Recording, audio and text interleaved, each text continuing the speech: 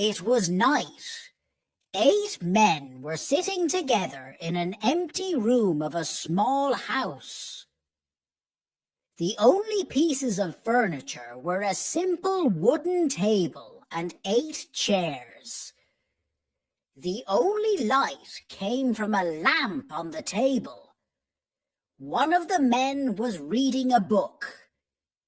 He held the book close to the lamp so that he could see the words on the pages. There was a 9th man in the room. He owned the house. He was lying on the table beneath a white sheet. The 9th man was dead.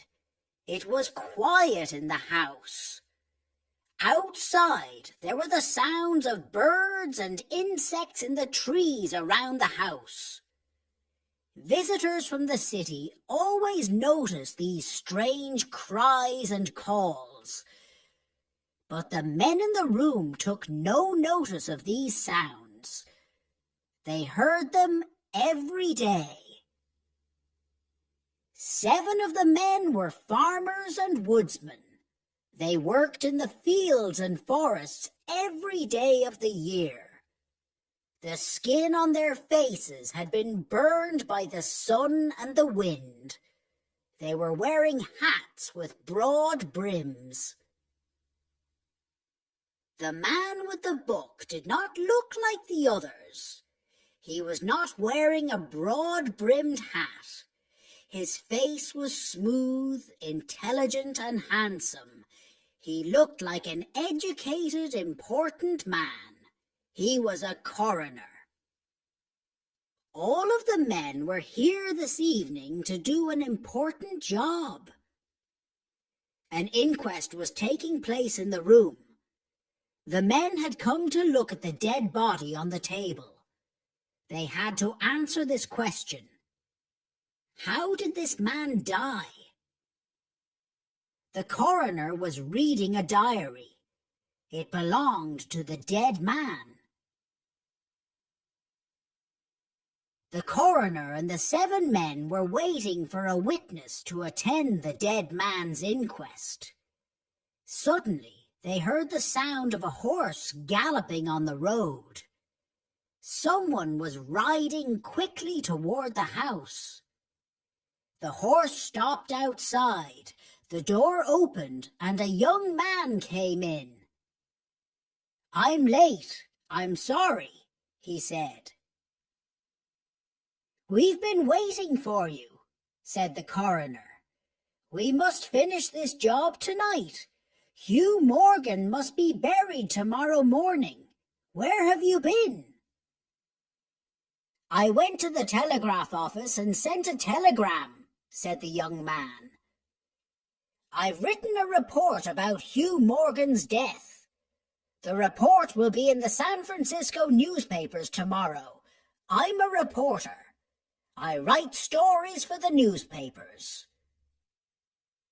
"You're not here to tell us a newspaper story," said the coroner. "You're here to tell us what happened to Mr. Morgan.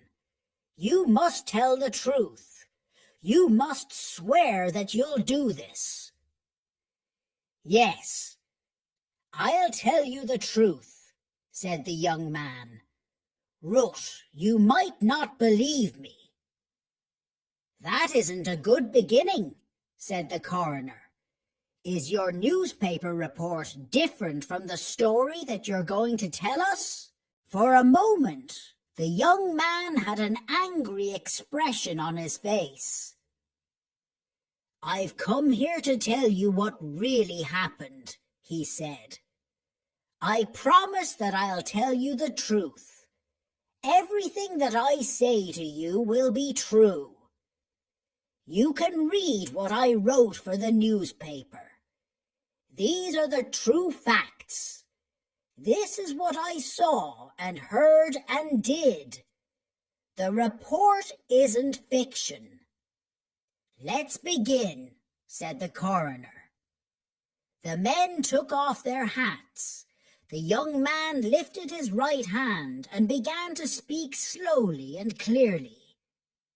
I swear before God, I will tell the truth, the whole truth, and nothing but the truth, he said. What is your name? Asked the coroner. William Harker. Age? 27. Did you know the dead man, Hugh Morgan? Yes, I did. Were you with him when he died? I was near him. Tell us what happened, said the coroner. Why were you with Mr. Morgan, and what did you see? I was visiting him, said Harker. Morgan and I were good friends. I live in San Francisco, but I often came here to stay with Morgan. We hunted birds and animals in the forest, and we caught fish in the rivers. Morgan and I went hunting and fishing together many times. Tell us what happened on the day that Mr. Morgan died, said the coroner. We left this house at sunrise, said Harker. We wanted to hunt quails. We took Morgan's dog with us, and we both carried shotguns. Morgan told me, there's a field of wild oats over the hill. There are many good large quails there. They'll be good to eat. So we went to the field, but we found something bigger than quails. What do you mean? Asked the coroner. Did you find an animal? Yes or no, said Harker. I don't know what kind of animal it was, but I saw the oats moving in the field. Something was coming toward us. I couldn't see the animal, but I guessed that it was big. Morgan didn't say anything. He lifted his gun and aimed it at the oats. Harker stopped speaking and looked toward the window. Please continue, Mr. Harker, said the coroner.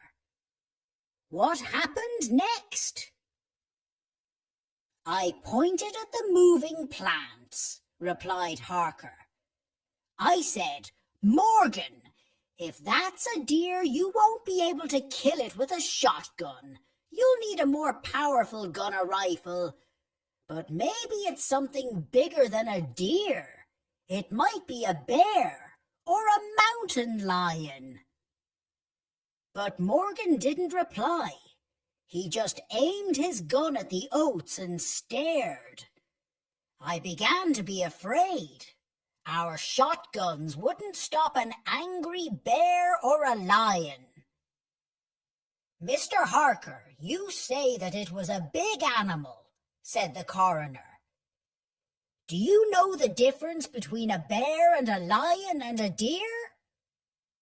Yes, I do, sir, said the young man quickly and angrily. And that's the strangest part of this story. I saw the oats moving, and I heard something coming through the plants. But I couldn't see what it was. A big thing was moving toward us, but I couldn't see it. Did you speak to Mr. Morgan again? Asked the coroner. Yes, said Harker. I shouted, What is it? But Morgan didn't reply. The animal or thing was coming closer, and Morgan got ready to fire his gun. Suddenly he said, It's that damned thing. He was terrified. Did Mr. Morgan know what it was? Asked the coroner. Is that what you believe, Mr. Harker? Yes, sir, Harker replied. I believe that Morgan had seen it before. Then he fired his gun, and I heard a terrible sound. It was the scream of a wild animal.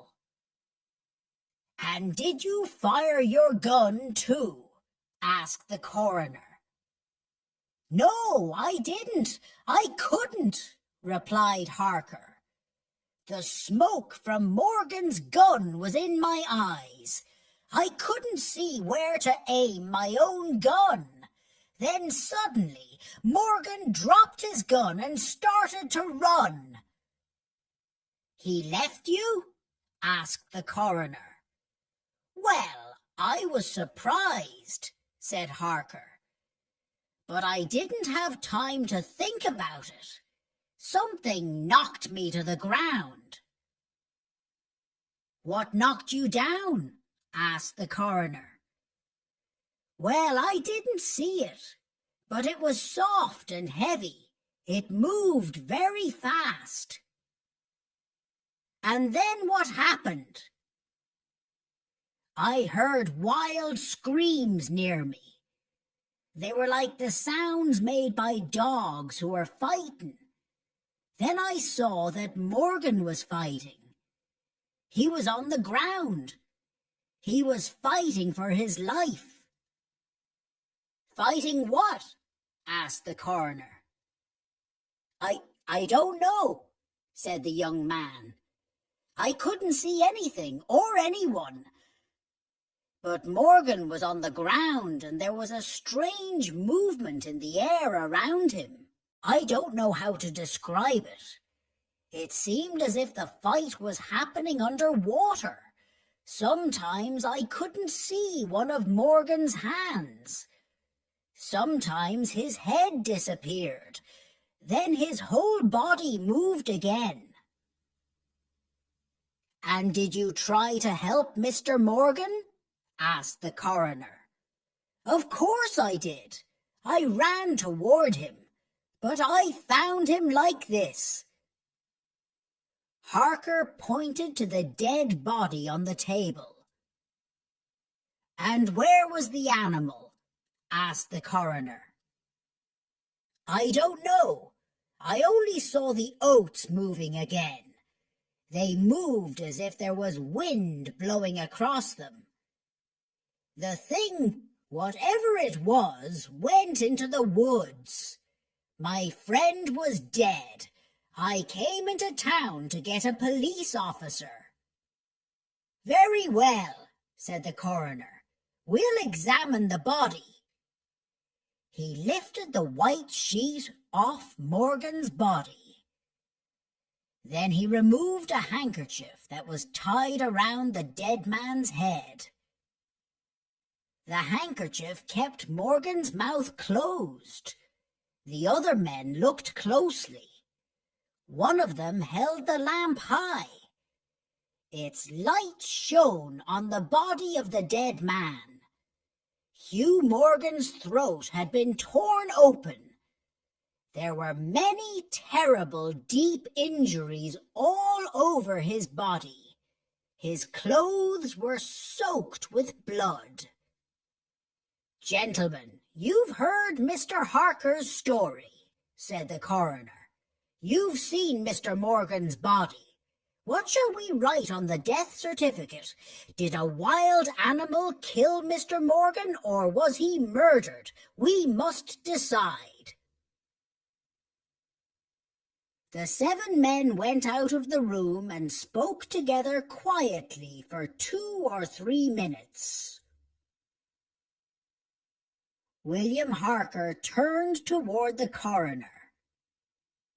"I see that you have Morgan's diary, sir," he said. "Have you read it? Does it tell us anything important?" "I've read it quickly," said the coroner. "No, it doesn't tell us anything about the cause of Mr. Morgan's death." The 7 men came back into the room. One of them stood in front of the coroner and spoke. "We believe that Hugh Morgan was killed by a mountain lion," he said. "Thank you, gentlemen," said the coroner. "Everyone can leave now. Mr. Morgan will be buried in the morning. I'll send for an undertaker." That was the end of the inquest. But it was not quite the end of the story. William Harker was a writer. He wanted to read Hugh Morgan's diary and write a story about his friend's death. He stayed in the town after Morgan was buried. A few days later, Morgan's property and belongings were sold. William Harker bought the diary. Hugh Morgan had been a lonely man who had written all his thoughts in his diary. But he had not always written days and dates in the diary, and some of the pages in the book were torn. Other pages were missing. This is what Morgan had written before his death. "My dog is behaving strangely. He barks and turns around again and again. He looks at something that isn't there. He runs after something that he can't see. This has happened several times." The 1st of September tonight, I was looking at the stars in the sky above the hill. Then something strange happened. Someone or something moved between me and the stars. The stars suddenly looked like a pool when you drop a stone in the water.